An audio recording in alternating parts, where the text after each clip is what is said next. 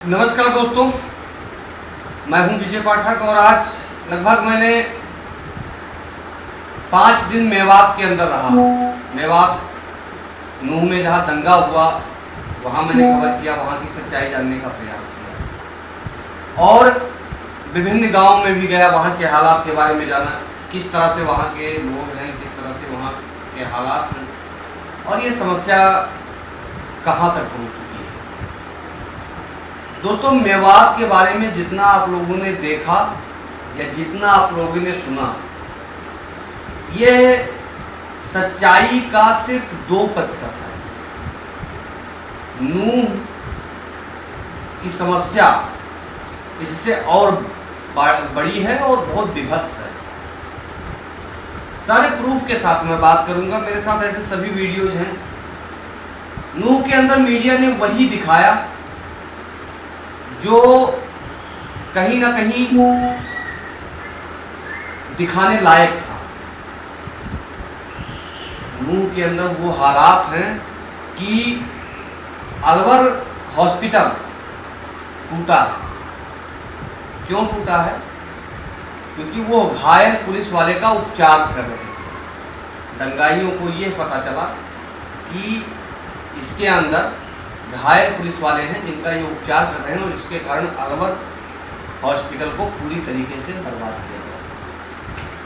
लेकिन सच्चाई क्या है? कैमरे के सामने अलवर फार्मा के जो मालिक हैं उनको बोलने की हिम्मत नहीं है। जानते हैं क्यों? क्योंकि उनका ये कहना है कि आप तो रिपोर्टिंग करके चले जाएंगे, उसके बाद हमारा क्या होगा। सुनील, जिसकी हीरो होंडा एजेंसी है, हीरो मोटरसाइकिल की, 200 मोटरसाइकिल गायब हुई। 200 इस दंगे की आड़ में दंगाइयों ने उनके गोडाउन से 200 मोटरसाइकिल चोरी की। लेकिन जब FIR की कॉपी मांगी गई तो उन्होंने साफ देने से मना कर दिया, जबकि वो ये कह रहे हैं कि मेरे 200 मोटरसाइकिल गायब हुआ। लेकिन हिम्मत नहीं पड़ रही कि कैमरे के सामने वो बोले या वो ये कहें कि मोटरसाइकिल कौन चुराते हैं। ऐसे तमाम उदाहरण हैं। जब आप मेवात और नूह में कवर करने जाएंगे, मेवात क्षेत्र है और नूह एक जनपद है हरियाणा का, जब आप वहाँ पे कवर करने जाएंगे या ऐसे ही आप जाएं कभी, तो आपको वहाँ पर ये मिलेगा कि मतलब आपको ये देखने को मिलेगा, ये सुनने को मिलेगा कि कैमरे के सामने नहीं बोलेंगे, कुछ भी हो जाए लेकिन कैमरे के सामने हम नहीं बोलेंगे, क्योंकि साहब आप तो चले जाएंगे, उसके बाद हमारा क्या होगा। ये सभी का जवाब है। जब आप उनसे कोई सवाल पूछेंगे तो उनका यही जवाब होता है। बोल रहा है तो सिर्फ एक वर्ग,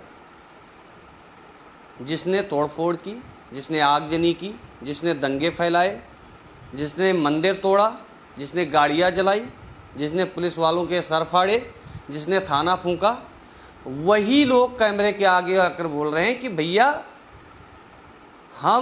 हमारा घर टूटा है, हमारा मकान टूटा है, ये बहुत गलत है, ऐसा नहीं होना चाहिए। ये वही लोग बोल रहे हैं जिन्होंने नूह को दंगे की आग में झोंक दिया। और सबसे बड़ी सच्चाई ये है कि 8 दिन लगभग होने जा रहे हैं और मैंने 4 दिन कवर किया वहाँ पे।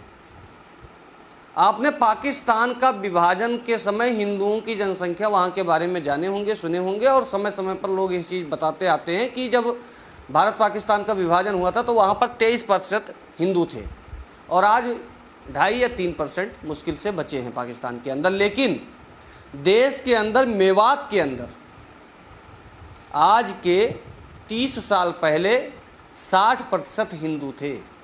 30 साल पहले, क्योंकि ये मैं नहीं कह रहा हूँ, ये मंडी समिति के पूर्व अध्यक्ष वेद प्रकाश जी का कहना है। मंडी समिति के अध्यक्ष वेद प्रकाश जी, जिनके 5 लाख रुपए लूट कर ले गए, अगर वो शटर न बंद कर लेते तो दंगाई उनको जान से मार देते। उनका कहना है कि आज के 30 साल पहले मेवात क्षेत्र में 60% हिंदू और 30% मुसलमान थे और आज 20% हिंदू बचे हैं और 80% मुसलमान हो गए। कैसे हो गए? 40% हिंदू कहाँ चले गए? क्या ये सोचने का विषय नहीं है? क्या ये समझने का विषय नहीं है? क्या ये है रिसर्च का विषय नहीं है कि ये हिंदू गए कहाँ? आज मेवात के अंदर यह स्थिति बनी हुई है कि लोग अपना घर बार छोड़कर पलायन करने की स्थिति में, हर घर पे ताले लटक रहे हैं। अगर आप शहर की बात करें नूह के, तो आज भी दुकानें नहीं खुली हैं, जबकि एम फैक्टर के दुकानें भी खुली हैं, उनके मदरसे भी खुले हैं, उनकी मस्जिदें भी खुली हैं, लेकिन हमारे मंदिर भी बंद हैं, हमारे लोगों की दुकानें भी बंद हैं और सब कुछ बंद है। यह हाल है देश का, यह हाल है मेवात का।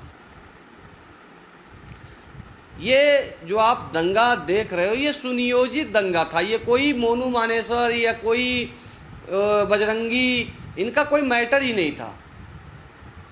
अगर भाई इनका मैटर होता तो मोनू मानेसर के लिए आप गुड़गांव जाते, मानेसर में दंगा करते, या बिट्टू बजरंगी का अगर मैटर था तो फरीदाबाद आते, उनसे दंगा करते।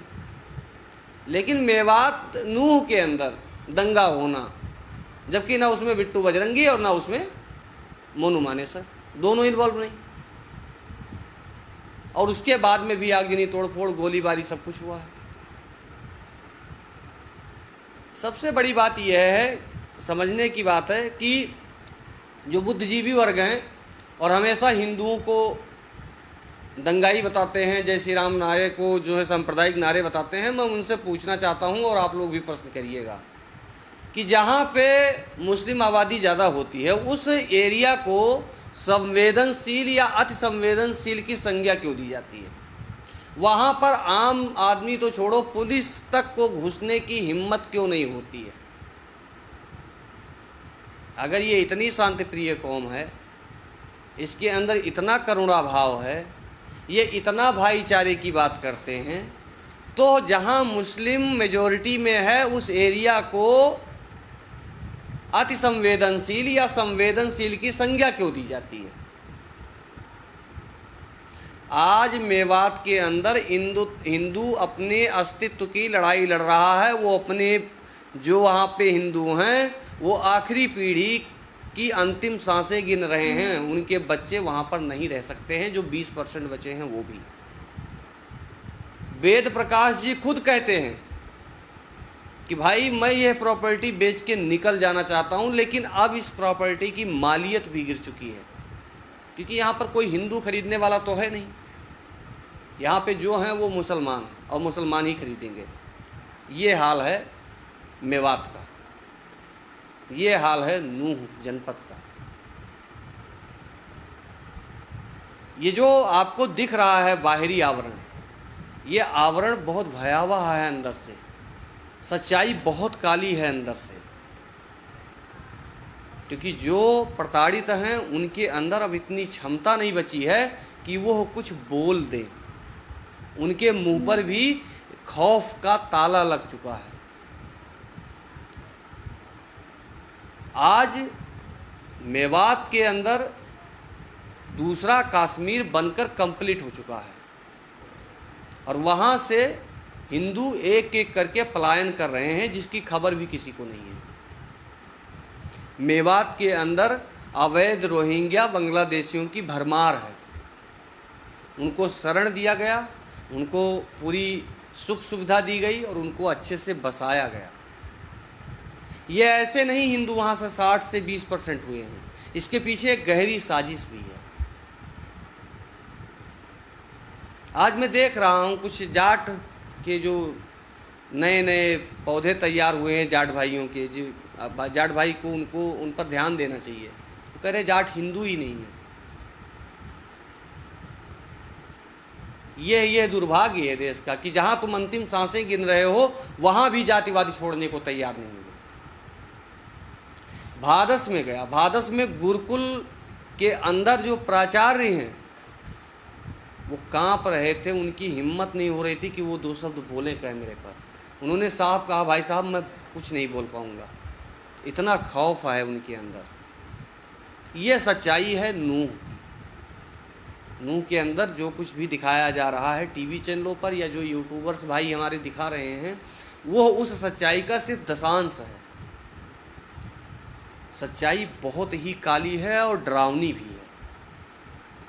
अगर आप मेवात जाएं तो वहाँ पर सर्वे करें।